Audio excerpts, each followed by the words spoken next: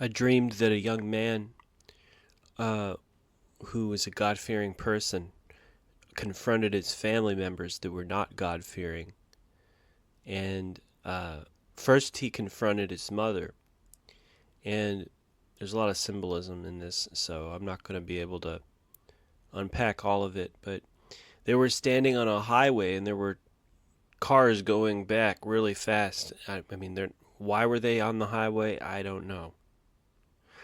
And his mother said, "I don't believe in God."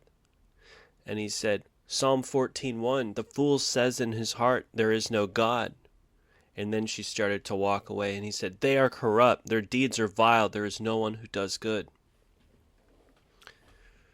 And then there was another scene where they were in a house, and the young man spoke to his father and said, "This is what happens when you send your kids to a public school system. You started off thinking that it's about economics, thinking that it's about money. But you don't realize that the whole system of teaching is anti-God." Then the young man started to walk outside the house. It was dark. It was dark. There was a large slope that went down for about 100 feet. And he realized, and he knew that his sister had rejected the gospel, had rejected him, and definitely did not want to go with him because she was afraid that she would become guilty before God if she went with the young man, the brother. So he starts walking out. He starts to think, maybe my brother wants to come with me, but no, he doesn't want to come with me.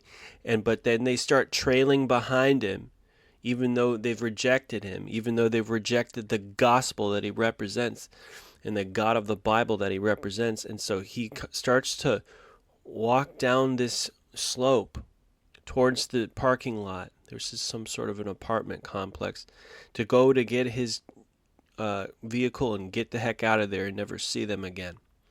And so he gets down to the parking lot, starts to walk down, and now it's not a parking lot anymore.